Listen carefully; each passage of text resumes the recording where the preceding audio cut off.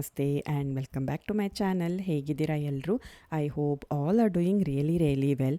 So ಈ vlog ಬಂದು ನಮ್ಮ ಟ್ರಾವೆಲ್ ಸೀರೀಸದ ಲಾಸ್ಟ್ ಎಪಿಸೋಡ್ ಆಗಿರುತ್ತೆ. ಆ್ಯಂಡ್ ನಾನು ಲಾಸ್ಟ್ ವ್ಲಾಗಲ್ಲಿ ನಿಮಗೆಲ್ಲ ಹೇಳಿದ ಹಾಗೆ ನಾವು ಡೆಲ್ಲಿಯಿಂದ ಮಥುರಾಗೆ ಬಂದ್ವಿ. ಆ್ಯಂಡ್ ಮಥುರಾದಲ್ಲಿ ಕೃಷ್ಣ ಜನ್ಮಸ್ಥಾನ ಒಂದು ನೋಡಿಕೊಂಡು ನಾವು ರಾತ್ರಿ ಅಲ್ಲಿನೇ ರೆಸ್ಟ್ ಮಾಡ್ಕೊಂಡ್ವಿ.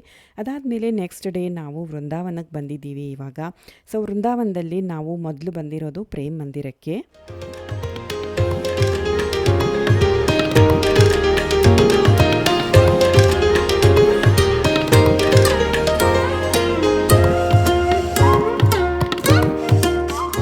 ಪ್ರೇಮ್ ಮಂದಿರ ಬಂದು ತುಂಬಾ ಬ್ಯೂಟಿಫುಲ್ ಆಗಿದೆ. ಆ್ಯಂಡ್ ಆವರಣದಲ್ಲಂತೂ ಅಂದರೆ ದೇವಸ್ಥಾನಕ್ಕೆ ಹೋಗೋಕ್ಕಿಂತ ಮುಂಚೆ ಆವರಣದಲ್ಲಿ ಈ ರೀತಿ ನಮಗೆ ಬೊಂಬೆ ಪ್ರದರ್ಶನ ನೋಡೋದಕ್ಕೆ ಸಿಗುತ್ತೆ.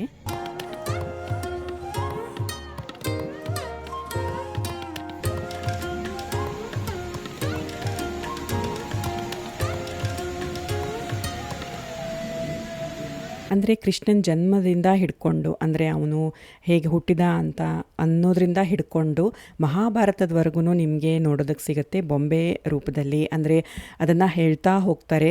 ಕೃಷ್ಣ ಹುಟ್ಟಿದ್ದು ಆಗಿರ್ಬೋದು, ಪೂತಣಿದಾಗಿರ್ಬೋದು, ಗೋವರ್ಧನ್ ಗಿರಿದಾಗಿರ್ಬೋದು, ಮಹಾಭಾರತ ಸನ್ನಿವೇಶ ಆಗಿರ್ಬೋದು, ರಾಧಾಕೃಷ್ಣರದಾಗಿರ್ಬೋದು, ಎಲ್ಲನೂ ಇಲ್ಲಿ ನೀವು ಬೊಂಬೆ ರೂಪದಲ್ಲಿ ನೋಡ್ತಾನೆ ಸಾಗಬೇಕಾಗತ್ತೆ. ಸೊ ಅದನ್ನು ಕೂಡ ನಾವು ನೋಡ್ತಾನೆ ನಾವಿವಾಗ ದೇವಸ್ಥಾನದ ಒಳಗಡೆ ಹೋಗ್ತಾ ಇದ್ದೀವಿ.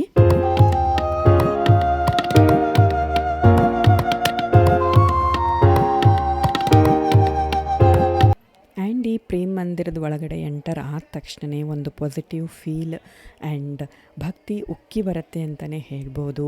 ತುಂಬ ಬ್ಯೂಟಿಫುಲ್ ಆಗಿದೆ, ಕಲರ್ಫುಲ್ ಆಗಿದೆ. ಸೊ ಇದನ್ನು ವರ್ಡ್ಸಲ್ಲಿ ಎಕ್ಸ್ಪ್ಲೇನ್ ಮಾಡೋದಕ್ಕಂತೂ ಆಗೋದೇ ಇಲ್ಲ, ಇದನ್ನು ಫೀಲ್ ಮಾಡ್ಬೋದು ಅಷ್ಟೇ ಅಂತ ಇಲ್ಲಿ ಹೇಳೋದಕ್ಕೆ ಇಷ್ಟಪಡ್ತೀನಿ.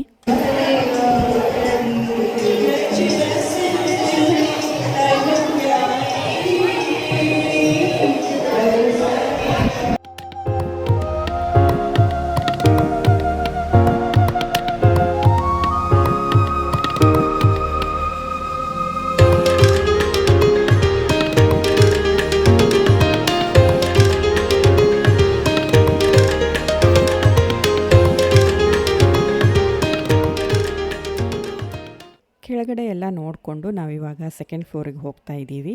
ಕೆಳಗೆ ರಾಧಾಕೃಷ್ಣನ ದರ್ಶನ ಪಡಿಬೋದು. ಹಾಗೆಯೇ ಮೇಲೆ ರಾಮ ಸೀತಾ ಅವ್ರ ಮೂರ್ತಿ ಮಾಡಿದ್ದಾರೆ. ಸೊ ಅಲ್ಲಿ ರಾಮ ಸೀತನ ದರ್ಶನ ಮಾಡ್ಕೋಬಹುದು.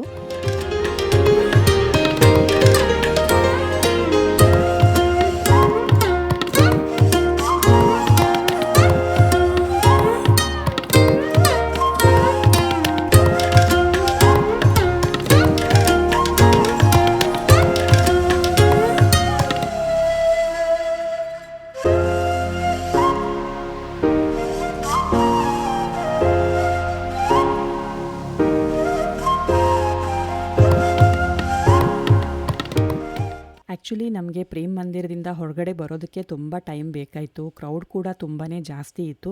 ಹಾಗೆಯೇ ನೋಡೋದಕ್ಕೂ ಕೂಡ ತುಂಬ ಜಾಸ್ತಿ ಇತ್ತಲ್ವ. ಸೊ ಅದಕ್ಕೆ ಅದನ್ನೆಲ್ಲ ನೋಡ್ಕೊಂಡು ಹೊರಗೆ ಬರೋ ಅಷ್ಟರಲ್ಲಿ ನಮಗೆ ಸ್ವಲ್ಪ ಟೈಮ್ ಜಾಸ್ತಿನೇ ಬೇಕಾಯಿತು ಇಲ್ಲಿ.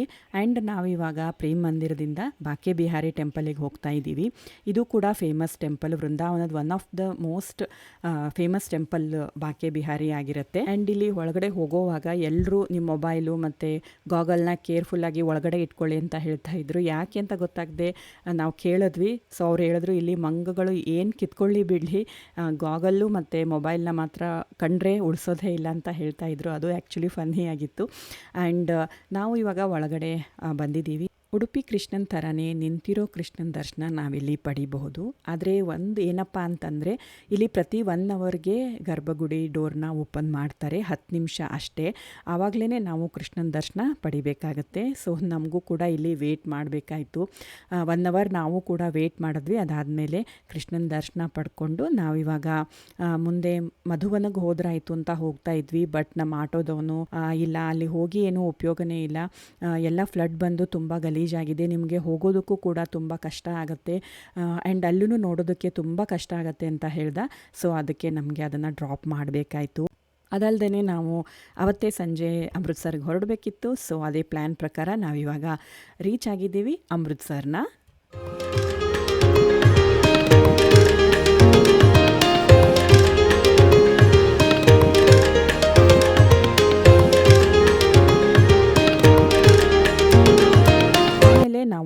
ಅಮೃತ್ಸರ್ನ ಬೆಳಗ್ಗೆ 6 ಗಂಟೆಗೆಲ್ಲ ನಾವು ರೀಚ್ ಆಗಿದ್ವಿ. ನಾವು ಮೊದಲೇ ಹೋಟೆಲ್ ಬುಕ್ ಮಾಡಿಸ್ಕೊಂಡಿದ್ವಿ, ದ ಗೋಲ್ಡನ್ ಲಗೂನ್ ಅಂತ. ಇದು ಅಮೃತ್ಸರದ ಎಲ್ಲ ಮೇನ್ ಪ್ಲೇಸಸ್ ಏನು ಬರುತ್ತೆ ಅಂದರೆ ಗೋಲ್ಡನ್ ಟೆಂಪಲ್ ಆಗಿರ್ಬೋದು, ಜಲಿಯನ್ ವಾಲಾ ಬಾಗ್ ಆಗಿರ್ಬೋದು, ಎಲ್ಲದಕ್ಕೂ ತುಂಬ ಹತ್ತಿರ ಆಗ್ತಾಯಿತ್ತು ಅಂತ ನಾವು ಈ ಹೋಟೆಲ್ನ ಚೂಸ್ ಮಾಡ್ಕೊಂಡಿದ್ವಿ. ಅದಾದಮೇಲೆ ನಾವು ಫ್ರೆಶ್ನಪ್ ಆಗಿ ಇವಾಗ ಮೊದಲು ಗೋಲ್ಡನ್ ಟೆಂಪಲ್ ನೋಡಿದ್ರಾಯಿತು ಅಂತ ನಾವು ಗೋಲ್ಡನ್ ಟೆಂಪಲ್ಲಿಗೆ ಬಂದಿದ್ದೀವಿ. ಅದು ಹೋಗೋಕ್ಕಿಂತ ಮುಂಚೆನೇ ನಾವು ತಿಂಡಿ ತಿಂದ್ಕೊಂಡ್ರಾಯಿತು ಅಂತ ಅಲ್ಲಿನೇ ಹತ್ತಿರನೇ ಇವಾಗ ತಿಂಡಿ ತಿನ್ನೋದಕ್ಕೆ ಅಂತ ನಾವು ಬಂದಿದ್ದೀವಿ.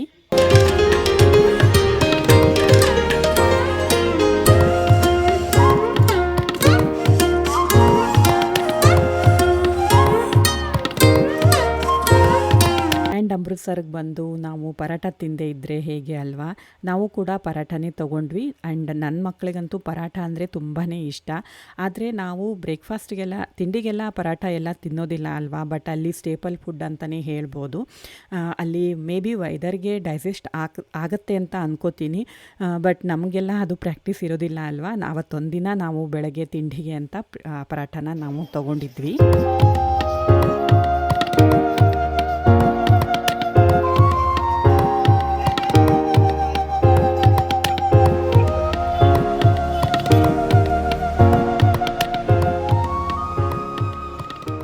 ತಿಂಡಿ ತಿಂದ್ಕೊಂಡು ನಾವು ಗೋಲ್ಡನ್ ಟೆಂಪಲ್ ಒಳಗಡೆ ಇವಾಗ ಹೋಗ್ತಾ ಇದ್ದೀವಿ. ಇಲ್ಲಿ ಒಳಗಡೆ ಹೋಗೋವಾಗ ನಾವು ತಲೆಗೆ ಈ ಥರ ಕಟ್ಕೋಬೇಕಾಗತ್ತೆ. ಗಂಡು ಮಕ್ಕಳಿರಲಿ ಹೆಣ್ಮಕ್ಳಿರಲಿ ತಲೆ ಮುಚ್ಕೋಬೇಕಾಗತ್ತೆ. ಇದು ಇವ್ರದ್ದು ಒಂದು ಕಲ್ಚರ್ ಪಾರ್ಟ್ ಅಂತಲೇ ಹೇಳ್ಬೋದು. ಇದನ್ನು ಅವರು ತುಂಬ ಸ್ಟ್ರಿಕ್ಟಾಗಿ ಪಾಲಿಸ್ತಾರೆ. ಹೆಣ್ಮಕ್ಳಿಗೆ ದುಪ್ಪಟ್ಟನ ಫುಲ್ ಈ ಥರ ನಾವು ಹೊತ್ಕೋಬೇಕಾಗತ್ತೆ. ಸ್ವಲ್ಪ ತಲೆ ಕಂಡ್ರೂ ಕೂಡ ತಲೆ ಅಂದರೆ ದುಪ್ಪಟ್ಟ ಮುಚ್ಕೊಳ್ಳಿ, ಹಾಕ್ಕೊಳ್ಳಿ ಅಂತ ಹೇಳ್ತಾನೆ ಇರ್ತಾರೆ.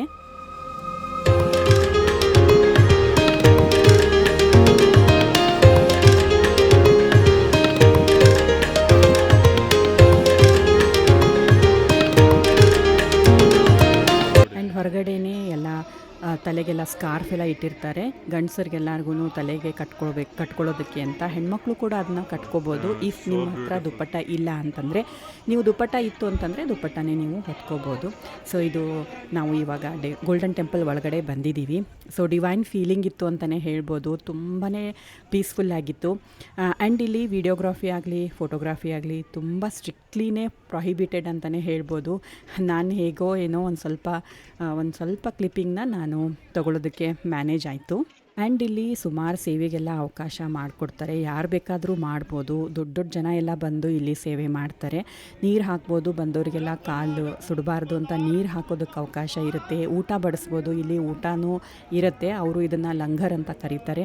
ನಾವು ಕೂಡ ಅಲ್ಲಿ ಊಟ ಮಾಡ್ಕೊಂಡ್ವಿ. ಆ್ಯಂಡ್ ಕ್ಲೀನ್ಲಿನೆಸ್ ಅಂತೂ ನಾವು ಅಪ್ರಿಷಿಯೇಟ್ ಮಾಡಬೇಕು. ಇಲ್ಲಿ ತುಂಬ ಕ್ಲೀನಾಗಿ ಇಟ್ಕೊಂಡಿರ್ತಾರೆ. ಒಂದು ಡಸ್ಟ್ ಪಾರ್ಟಿಕಲ್ ಕೂಡ ನಿಮಗೆ ಫ್ಲೋರಲ್ಲಿ ಕಾಣಿಸೋದಿಲ್ಲ, ಅಷ್ಟು ಕ್ಲೀನಾಗಿರುತ್ತೆ. ನೀವು ಆರಾಮಾಗಿ ಕೂತ್ಕೋಬೋದು, ಮಲ್ಕೋಬೋದು, ಏನು ಬೇಕಾದ ಮಾಡ್ಬೋದು. ಅಷ್ಟೊಂದೆಲ್ಲ ಕ್ಲೀನಾಗಿರುತ್ತೆ ಇಲ್ಲಿ. ಸೊ ನಾವು ಅಲ್ಲಿ ಊಟ ಮಾಡಿಕೊಂಡೇ ನಾವು ಮತ್ತೆ ಹೊರಗಡೆ ಬಂದ್ವಿ.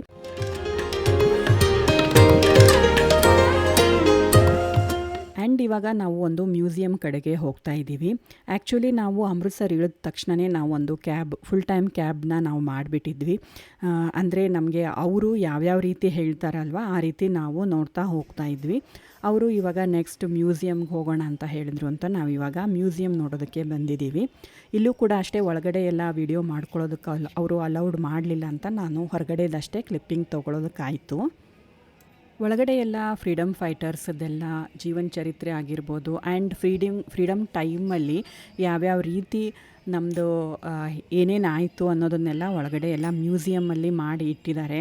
ಆ್ಯಂಡ್ ಒಂದು ಹೇಳಬೇಕು ಅಂತಂದರೆ ಇಂಡಿಯಾ ಮ್ಯಾಪ್ ಇಟ್ಟಿದ್ದಾರೆ ಅಲ್ಲಿ. ಆ ಮ್ಯಾಪಲ್ಲಿ ಎಲ್ಲ ಅಂದರೆ ಫುಲ್ ಹೋಲ್ ಆ್ಯಂಡ್ ಸೋಲ್ ಮೊದಲು ಇಂಡಿಯಾ ಯಾವ ರೀತಿ ಇತ್ತು ಅಂದರೆ ಶ್ರೀಲಂಕಾ ಆಗಿರ್ಬೋದು, ಪಾಕಿಸ್ತಾನ ಆಗಿರ್ಬೋದು, ಬಾಂಗ್ಲಾದೇಶ ಆಗಿರ್ಬೋದು, ಎಲ್ಲ ಸೇರಿ ಯಾವ ಮ್ಯಾಪ್ ಇರುತ್ತಲ್ವ ಆ ಮ್ಯಾಪ್ನ ಅಲ್ಲಿ ಇಟ್ಟಿದ್ದಾರೆ. ಸೊ ಅದನ್ನು ನೋಡಿದ್ರಂತೂ ಮನಸ್ಸಿಗೆ ತುಂಬಾ ಹರ್ಟ್ ಆಗುತ್ತೆ.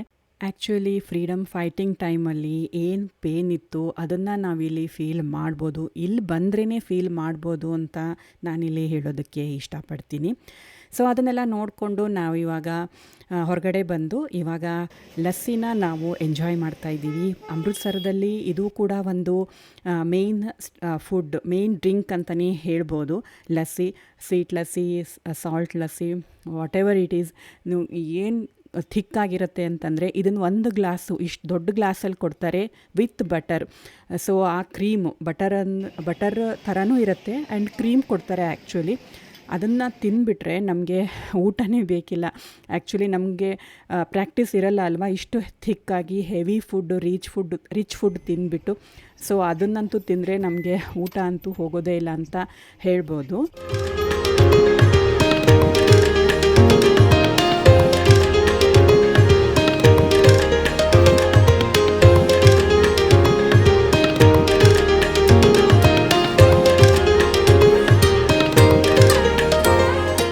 ಸೊ ಲಸ್ಸಿ ಎಂಜಾಯ್ ಮಾಡಾದಮೇಲೆ ನಾವಿವಾಗ ನೆಕ್ಸ್ಟ್ ವೈಷ್ಣೋ ಮಾತಾ ಮಂದಿರ್ ಅಂತ ಒಂದು ಪ್ಲೇಸಿಗೆ ಬಂದಿದ್ದೀವಿ. ಇದು ವೈಷ್ಣೋದೇವಿ ಏನು ಟೆಂಪಲ್ ಇದೆಯಲ್ವಾ ವೈಷ್ಣೋದೇವಿದು, ಅದರದ್ದೇ ರಿಪ್ಲಿಕಾ ಆಗಿರುತ್ತೆ. ಆ ಥರನೇ ಮಾಡಿದ್ದಾರೆ. ಅಂದರೆ ಈ ಗುಹೆ ಥರ, ಅಂದರೆ ವೈಷ್ಣೋದೇವಿಗೆ ಹೋಗುವಾಗ ಹೇಗೆ ಗುಹೆಯಲ್ಲಿ ಒಳಗಡೆಯಿಂದ ಹೋಗಬೇಕಾಗತ್ತೋ ಆ ಥರ ಇಲ್ಲಿನೂ ಕೂಡ ಗುಹೆ ಮಾಡಿದ್ದಾರೆ. ಆ ಗುಹೆ ಒಳಗಡೆನೇ ಹೋಗಿ ನಾವು ವೈಷ್ಣೋದೇವಿದು ದರ್ಶನ ತೊಗೋಬೇಕಾಗತ್ತೆ. ಆ್ಯಕ್ಚುಲಿ ಹೇಳಬೇಕು ಅಂದರೆ ನಾನು ಕೂಡ ವೈಷ್ಣೋದೇವಿಗೆ ಹೋಗಿಲ್ಲ. ಸೊ ಇಲ್ಲಿ ಅದು ಹೇಗಿರ್ಬೋದಪ್ಪ ಅಂತ ನಾನು ಆ್ಯಕ್ಚುಲಿ ಇಲ್ಲಿ ಇಮ್ಯಾಜಿನ್ ಮಾಡ್ಕೊಳ್ತಾ ಇದ್ದೆ. ಚೆನ್ನಾಗಿದೆ, ಸ್ವಲ್ಪ ಆರ್ಟಿಫಿಷಿಯಲ್ ಅನಿಸುತ್ತೆ, ಬಟ್ ಇಟ್ಸ್ ಓಕೆ, ರಿಪ್ಲಿಕಾ ಅಲ್ವಾ, ರಿಯಲ್ ಅಂತೂ ಫೀಲ್ ಕೊಡೋದಿಲ್ಲ, ರಿಯಲ್ ಅಂತೂ ಅನಿಸೋದಿಲ್ಲ. ಬಟ್ ಒಂದ್ಸಲ ನೀವು ನೋಡ್ಬೋದು, ಚೆನ್ನಾಗಿದೆ ದೇವಸ್ಥಾನ ಅಂತ ಹೇಳ್ಬೋದು.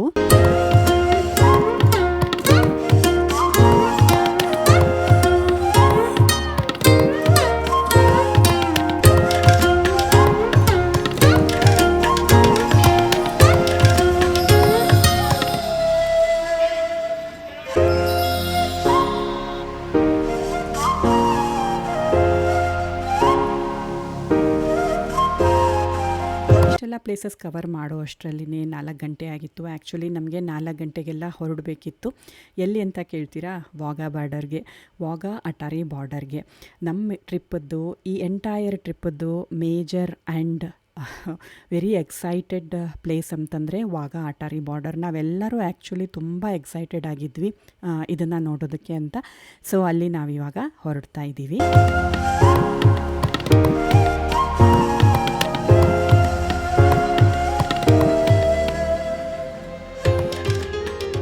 ಅಮೃತ್ಸರದಿಂದ ವಾಘಾ ಅಟಾರಿ ಬಾರ್ಡರ್ ರೀಚ್ ಆಗೋದಕ್ಕೆ 40 ಮಿನಿಟ್ಸ್ ಬೇಕಾಗುತ್ತೆ. 30 ಕಿಲೋಮೀಟರ್ಸ್ ಅರೌಂಡ್ ಏನೋ ಬರುತ್ತೆ ಅದು. ಸೊ ನಾವು 4 ಗಂಟೆಗೆಲ್ಲ ಹೊರಟಿದ್ವಿ. ಅಂದರೆ ಪರೇಡ್ ಸ್ಟಾರ್ಟ್ ಆಗೋದು 6 ಗಂಟೆಗಂತೆ. ಅದಕ್ಕಿಂತ ಮುಂಚೆನೇ ಹೋದರೆ ಸೀಟಿಂಗ್ ಎಲ್ಲ ಚೆನ್ನಾಗಿ ಸಿಗುತ್ತೆ. ಹಾಗೆಯೇ ಪರೇಡ್ಗಿಂತ ಮುಂಚೆನೇ ತುಂಬಾ ಆ್ಯಕ್ಟಿವಿಟೀಸ್ ಎಲ್ಲ ಇರುತ್ತೆ, ಅದನ್ನು ಕೂಡ ಎಂಜಾಯ್ ಮಾಡ್ಬೋದು ಅಂತ ಹೇಳ್ತಾ ಇದ್ರು ಅಂತ ನಾವು 4 ಗಂಟೆಗೆಲ್ಲ ಹೊರಟ್ವಿ ಅಮೃತ್ಸರದಿಂದ.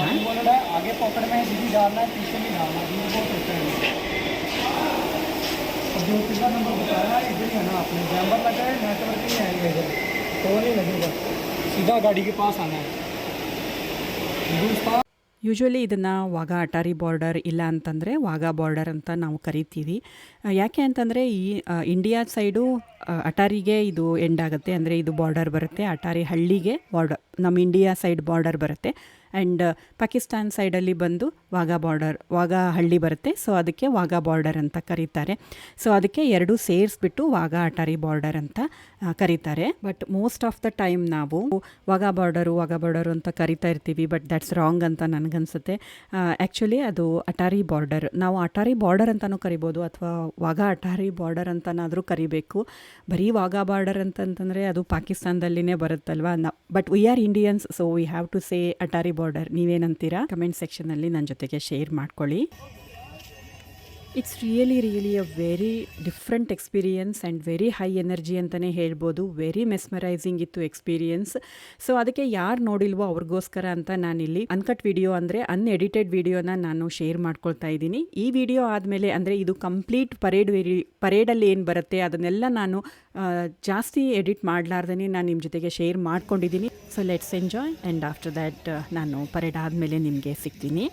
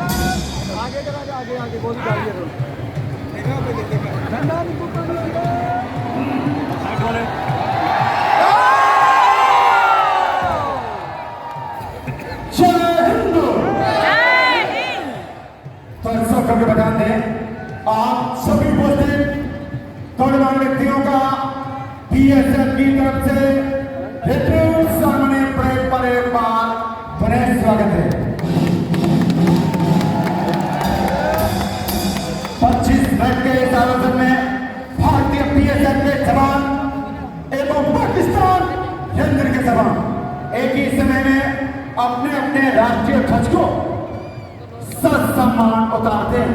और आज की शानदार परेड के परेड कमांडर हैं श्री अभिनव राय, असिस्टेंट कमांडेंट, उनके सहयोगी सब इंस्पेक्टर राजेश मधेश्वर। मैदान में आज की परेड के गार्ड कमांडर है मुख्य आरक्षक अमरेश कुमार सिंह। साथ ही आज की शानदार परेड पर दो महिला प्रहरियों का भी विशेष योगदान है। महिला प्रहरी परमीला देवी और रजनी कुमारी। आप सभी दर्शकों से निवेदन है कृपया अपने स्थान पर बैठ के ही आज की शानदार परेड का आनंद उठाएं। दर्शक भारत माता की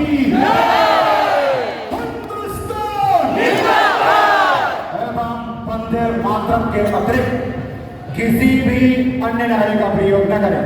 साथ ही जब तक परेड समाप्त न हो सभी दर्शक अपने अपने स्थान पर बैठे रहे। परेड समाप्त के पश्चात ही अपने स्थान को छोड़े पर स्टेडियम से बाहर निकलने के लिए स्टेडियम के मुख्य द्वार स्वजंती द्वार पर स्टेडियम में स्थित एक्सिट वे का उपयोग करो। एक बार पुनः सुने, आप सभी दर्शकों से विनम्र निवेदन है कृपया परेड समाप्ति तक सभी दर्शक अपने अपने स्थान पर बैठे रहे। साथ ही दर्शक अपने कीमती सामान मोबाइल और पर्स का विशेष ध्यान रखें। धन्यवाद।